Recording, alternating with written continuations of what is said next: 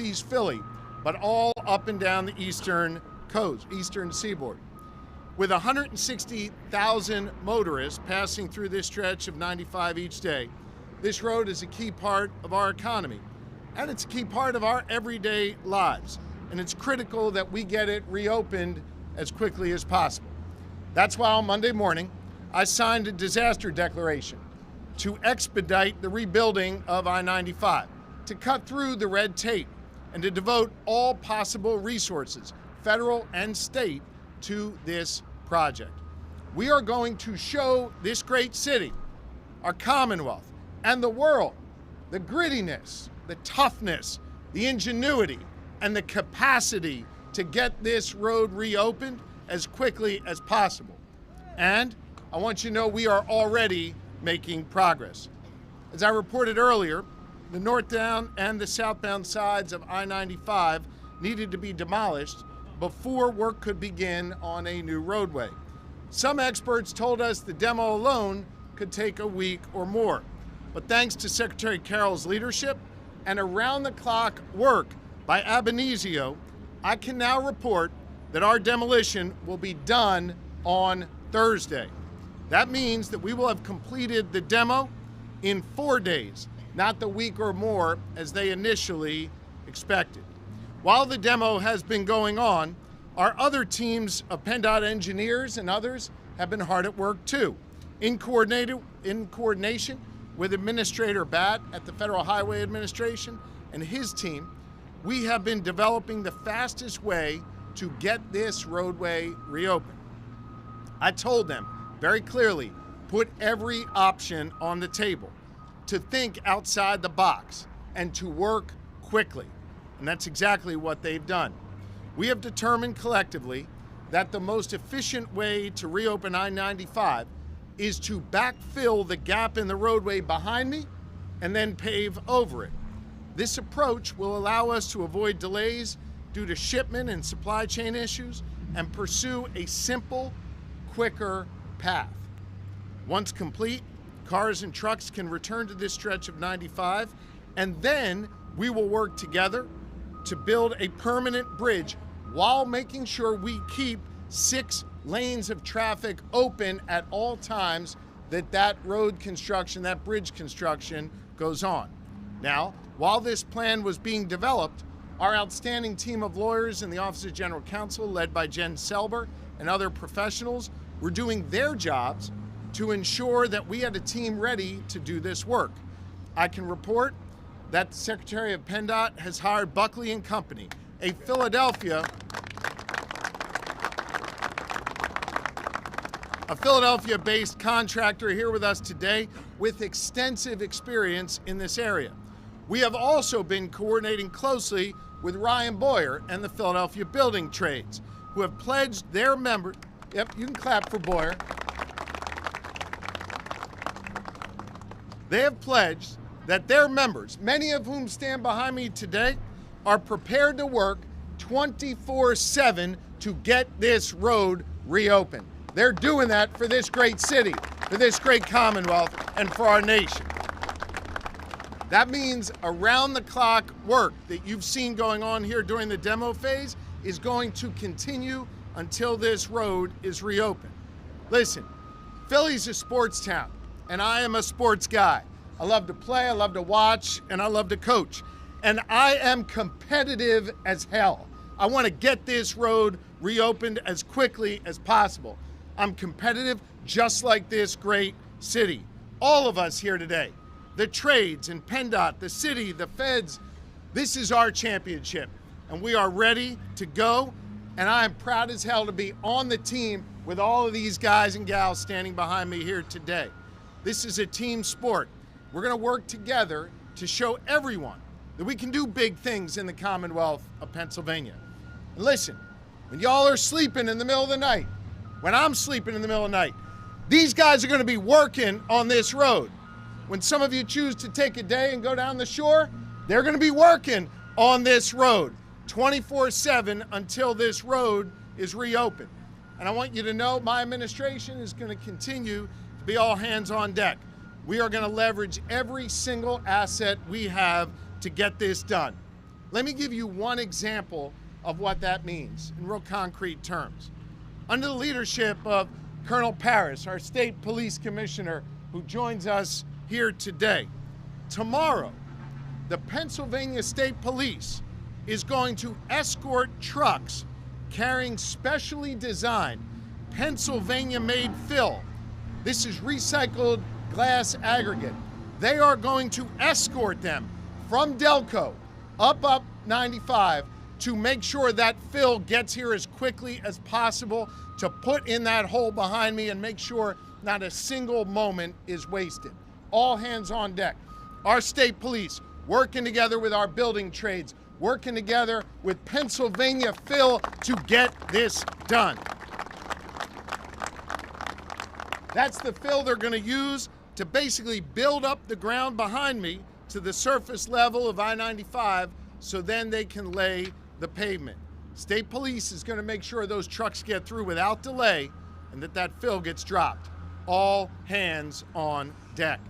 Getting I-95 reopened and repaired as safely and as efficiently as possible is our top priority. And I want you to know we are all working our tails off. We cut through the red tape. We developed a creative plan, and we are executing. Under the leadership of Secretary Carroll and with the support of our federal and local partners and the talented trades workers right here in Philadelphia, we're moving full steam ahead. And we will work around the clock. Now, to chart our progress and give everyone here and everyone watching a sense of timing as we move forward, my team is setting up a 24/7 live feed so the public can watch I-95 be rebuilt in real time. That live feed will be set up and operational this week. This is government working for the good people of Pennsylvania. This is government working together with our proud partners in the trades. This is government working together at all levels. We have a lot to do, but we are going to get this job done. And the person leading this effort for me at PennDOT is our great Secretary of Transportation, and I want to invite him up here now, Secretary Mike Carroll. Secretary.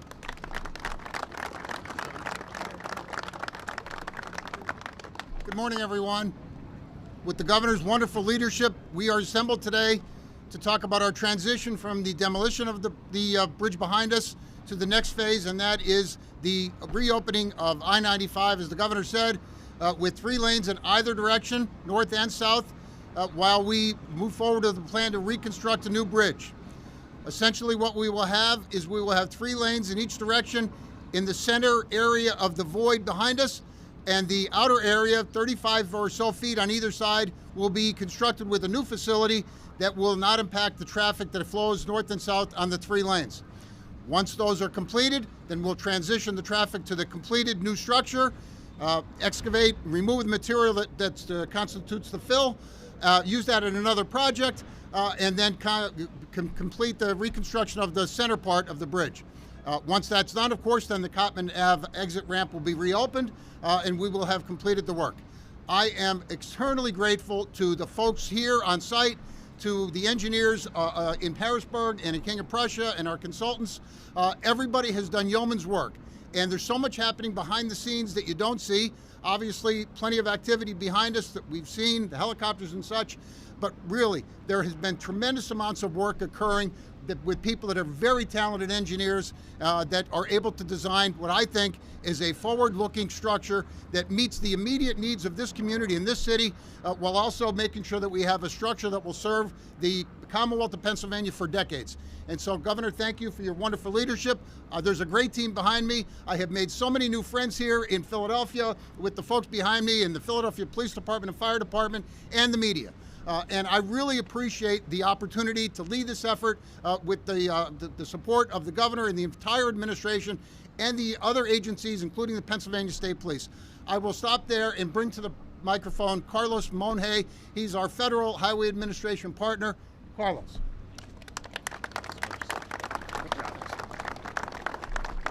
Thank you so much. I'm here on behalf of Secretary Pete Buttigieg, who was here yesterday, and Shaylin Batt, who's our highway administrator, who was on the ground on Monday.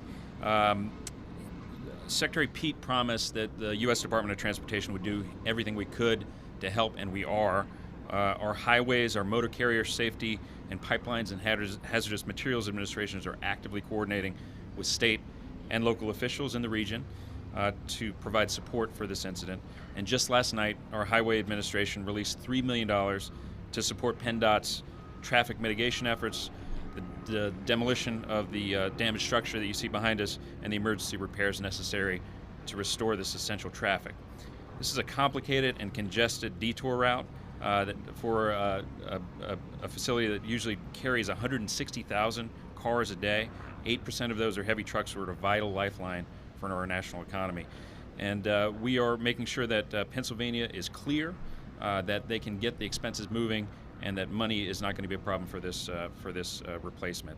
And we're coordinating with multiple state DOTs across the East Coast to ensure variable message signs and traffic information is available from New York, New Jersey, Delaware, and Maryland. We're coordinating with local authorities to help augment local transportation options. And finally, we're here on the ground assisting with the investigation of why this accident occurred. The National Transportation Safety Board, the NTSB, is the lead federal agency on that. I'd like to commend Governor Shapiro and Secretary Carroll for their flawless response, and really honored to be here with the working folks and the union members who are behind us. And it's my pleasure to introduce Mayor Kenney. Thanks, Carlos. Thank you very much. And first, I'd like to share my deepest condolences with the friends and family of Nathan Moody, who lost his life in this incident. The medical examiner's office confirmed his identity last night. We are thinking of Mr. Moody's loved ones as they mourn this tragic incident and their terrible loss. Today, I also want to thank the governor and all the state and federal partners who have joined us in Philadelphia this week to assess and begin to address the impact of the I-95 collapse. I am very grateful for the immediate coordinated response by state and local partners who work quickly and around the clock to create detours and supports for commuters, travelers, residents, and local businesses affected by the disaster. I want to note as an update that the Department of Commerce is working with Philadelphia Police Department to provide on-site access to local businesses near the I-95 bridge collapse for all employees, customers, and deliveries. If your business is experiencing access problems due to local road closures or detours, please contact the Department of Commerce Office of Business Services by calling 215-686-2100. That's 215-683-2100, or emailing business@phila.gov. We know that the impact of this incident also goes beyond our local economy, and the state and country depend on this major highway too. So as we continue our response to the challenges created by the collapse, we are also committed to moving quickly on the process of repairing this vital piece of our country's infrastructure. State and federal support will be essential to our efforts here, and I want to thank Governor Josh Shapiro for acting swiftly to sign a proclamation of disaster emergency. I also want to say the governor's been in office with his administration 5.5 months, and I am totally impressed with the coordination, and it's just amazing to work with you. We thank you for your help. Thank you. And also, I want to also say behind us is some of the most talented and safe workers in the world who are all trained to do what they do, and that's why I've supported them as much over the years, because they're just a great bunch of people who provide great employment and great wages and benefits, and also working conditions for their members. So thanks for being part of the team. Everyone here today has been working together since Sunday to address impacts on residents and travelers. We will continue to prioritize helping people and goods travel through the region, and we'll continue to share updates when we have them. So thank you again, and now I'll hand it over to the great leader of the Philadelphia Building Trades, Ryan Boyer. I want to first thank the proud men and women that have been working behind you ever since the first minute that they found out it was a fire. This is what we do. We are the Philadelphia Building Trades. We work safe, we work hard, and for this we're going to work around the clock. I want to thank the federal response, the local response, and the state response. We have the right team here. And it is fitting that it's Flag Day today in the United States, because today the building trades plants his flag to tell the whole United States of America that we will fix this as quickly and as safely as we can. And I want to give a message to the businesses that are local. We know you're hurting. We heard what Mayor Kenney said, and we heard what Secretary Carroll and Governor Shapiro said. We're also here for you.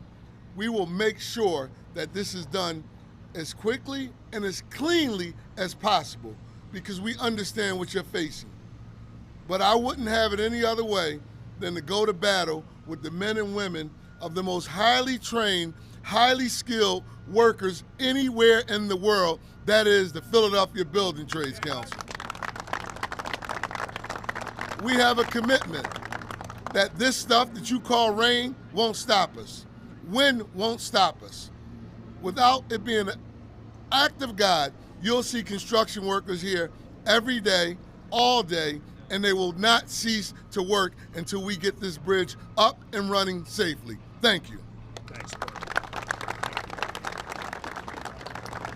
Well, thank all of our partners here, and we'll do our best to answer your questions. Rosemary? You think you open it? How long do you think this will take? How much is it going to cost? We're going to be working our tails off on this. You'll have a live stream so you can track the progress. We'll be giving regular updates on our progress. I return to what I said a moment ago. They told us it was going to take a week or more on the demolition. We're going to have demolition done Thursday. We're working hard, we're working fast, and we're working safe. Ballpark it, Governor. Could you ballpark Hang it? on. I'll get your questions. One at a time. I'll come back to you. Go Governor, ahead. could you at least ballpark it when you think you get your backfill in and pave? We're working as quickly as possible. The backfill will be here on site beginning tomorrow. We are not wasting a single second.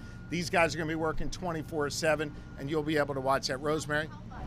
The cost is being determined. The federal government has said they will cover the cost. We're working closely with them. I also signed a disaster declaration which freed up $7 million in immediate state money. Here's the bottom line. We will have a full accounting of the cost, and we will have every dollar we need to get this done. I-95 southbound at Common Avenue, I'm hearing that is reopened at Common Avenue. Is that correct? Any detour issues, I'm going to defer to the city. Mary, you want to? Okay, the other question is, we have two major events done in the Philadelphia Sports Complex this weekend, I believe. What would you suggest for people that are leaving? The city's taking the lead on announcing any detours. They're all being published on pa.gov/I-95 updates. You can check there. We realize this is a challenge for motorists. That's why these guys are working their tails off to get done as quickly as possible. Yes. Are we talking months? We are going to get this job done as quickly as possible. Governor, does 6 weeks sound like that's doable? We're going to get this job done as quickly as possible. Jeff, you're real good at this, man, but I'm not bad at it either, so I'm not gonna engage. We're gonna get this done as quickly as possible. Listen, there is no team I'd rather be going to bat with than these guys behind me here. They're gonna work fast, they're gonna work safe, and we're gonna make sure the public sees their progress and provide you with updates as we go forward. Governor, this northbound exit, was it up to current standards at the time of the crash? Mr. Secretary? Yes, it was, and the bridge was structurally sound. The bridge was only 10 years old. Was there a waiver issued for this left turn exit? I'd have to double check that. There are many left turn exits on interstates in our state, as there are in other states. Governor, this is your first emergency declaration since I just can't hear you. this is your first emergency declaration since the constitutional change to limit your power. What happens after the 21 days now? I'm confident lawmakers will give us whatever help, support, and resources we need in order to see this job through. Democrats, Republicans alike want to see I-95 get rebuilt. How much is the initial contract to Buckley? Hang on, I'll come back to you. Go ahead. Governor, when you talk about the workaround that you're working on here, is this going to be reduced capacity? Like, can you explain a little bit more about what we're going to see in the interim? Motorists will be able to travel on I-95 once it's paved on top of the fill. It'll then allow us the opportunity to work on building the bridge and keeping 6 lanes of traffic open at once. This is the speediest, safest way that will allow us to get back to capacity on 95. Jeff, I'll come back to you. Go ahead. Beyond the construction costs, there's other costs like policing. Is the state paying? Who's paying for all The costs are going to be covered by the federal government. I've freed up $7 million in our state resources to cover any immediate costs. And Jeff, yes, it'll be 3 on south, 3 on the north side, 6 total. All the initial contract with Buckley for? Mr. Secretary can handle those questions as to the contract in Buckley. Go ahead. All of the costs haven't been finalized, so it's an open-end contract, which is very common in such a scenario. Can you talk about the process of using these contractors? Yesterday you talked about Avenizio was already here doing work, and that's why they got the initial bid to do the demolition. The Buckley firm is quite capable of doing this work. We wanted the workforce to be readily available, the equipment to be readily available, and the firm to have the expertise. Buckley checked all those blocks. Can you give again that number you can give again the number for businesses that may be impacted? The website or something that they can call. 215-683-2100 or email business@phila.gov. Mr. Speaker, the public will be rightly concerned about safety. You're going to backfill and pave. How will you convince the public this thing is going to be safe? We wouldn't be going forth with this option if it wasn't safe. We said very clearly we're going to make sure we build a safe roadway and as efficiently as possible. Safety is our top priority. These guys know about safety. This is what was recommended by the experts. It'll be safe, and we'll get it open as quickly as possible. Mr. Secretary, is there anything with this new bridge that's going to be built that can better protect against fire coming from underneath the bridge? The department and our engineers always look at evolving technology. I'm certain that we will use the very best and latest material that satisfies the traveling public needs. We will build it to the highest standards. But does that mean fire resistant or perhaps fire-proofing material? Go ahead, Meg. I wanted to get into the weeds a little bit. We're talking about this Pennsylvania-made bill. Can you tell us what is that and what is it made up of and how is it so dense that it's going to be able to hold these 160,000? It's a recycled glass aggregate that is recommended by the experts here as the proper fill that will allow us to pave the roadway over, to do it safely, to do it as expeditiously as possible, and then allow us to do the necessary work to build the bridge on top of that without disruption to traffic. And this means a lot of jobs for Pennsylvanians. Means a lot of jobs for Pennsylvanians. And as thrilled as I am to see these guys doing this work, I think we all wish we weren't doing this work, but they're prepared to do it. They're the best in the world at doing it, and they're going to get it done.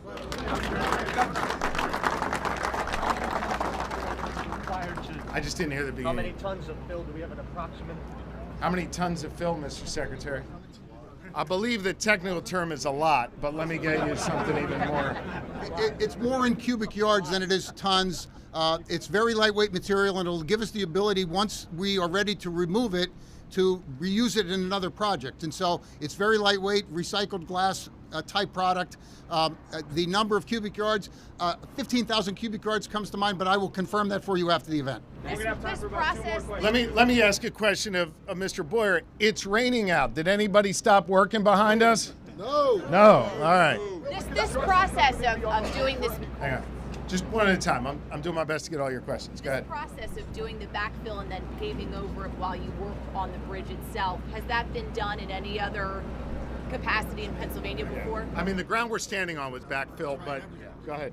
I didn't hear the question. I'm so sorry. The process of the backfill. Backfilling like up to a bridge. This process of backfilling and then paving over a major highway, I-95, has this ever done before anywhere in Pennsylvania? I'm sure it has been. I can't cite it off the top of my head, but I know this. It's going to be engineered in a way that will be completely reliable for the traveling public while the remainder of the work is done. I have every confidence that the engineers at PennDOT, our consultants, Federal Highway Administration oversight, it will be engineered and delivered in a way that is completely safe. Like, is there any place this has been used locally? Hang on.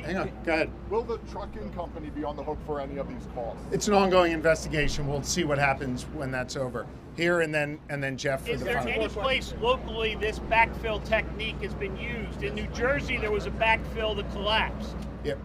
No. The backfill has been used on 95. We will get you specific examples of where it's been used. Yeah. Will use, and can you ballpark when you have the permanent 95 back in place? When you've done the outside and the inside and you can get up there and... Does it open that count as a baby up? final question if he asked that question 3 times already? I asked about the temporary fix. We are This is the working, full fix. by doing it this way, we said we were going to think outside the box. We're going to be creative, all hands on deck. This is a creative approach that's going to allow us to move more expeditiously and in a safe manner. We're moving as quickly as possible. You all will be able to watch that progress, be able to watch the great work these women and men behind me do, and we're going to get this open as quickly as possible and continue to report back to all of you. Thank you very much. Thank you. Guys, thank you.